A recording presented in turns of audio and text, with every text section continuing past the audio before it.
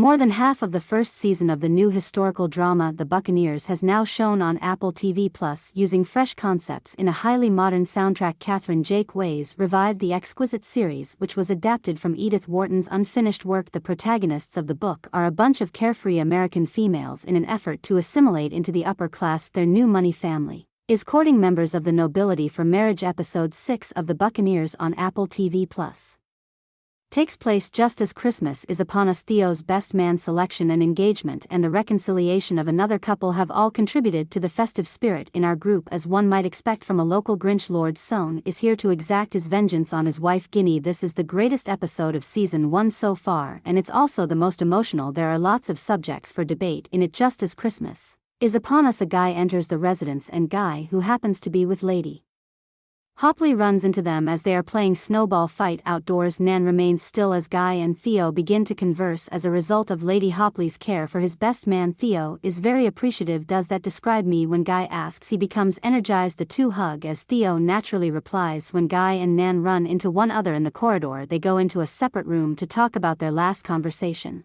being forthright about his financial situation and his desire to marry a rich person will help him rescue his home and perhaps even his mother. But as he laid eyes on Nan, everything changed. Theo lied and stated the telegram just wished her a safe travel. When she asked what it read, Lord Sohn nonetheless wants to spend Christmas alone with Ginny and has power over her even if he has trouble getting along with her loved ones. Outside, Lizzie had a tumble, snatching her up and bringing her into the home. Lord S.E. Down saves her. He walks up to her and says he and Jenny want a relaxing vacation, but Lizzie just breaks down and tears in bed. Although her husband rescued Lizzie, Jenny was not pleased upon hearing Liz's tears. After he departed, she went to see how she was doing. Following her description of his nightly activities, Jenny inquired as to if anything had transpired. According to her, nothing had. As she stormed out, Jenny blamed herself and said her husband hadn't coerced her into anything. When Jenny confronts her husband about what happened that night, he is evasive but eventually asks if she is finished with him. Lord C. Devil doesn't bother to remain and listen as Jenny tells Lizzie she didn't trust him. Going back to the US is not something that Mabel is looking forward to. She and Miles begin discussing the pressures he is under to tie the knot. Miles has the bright idea to publicly ask Mabel to marry him. After this, it has caught everyone by surprise that Mabel may stay in England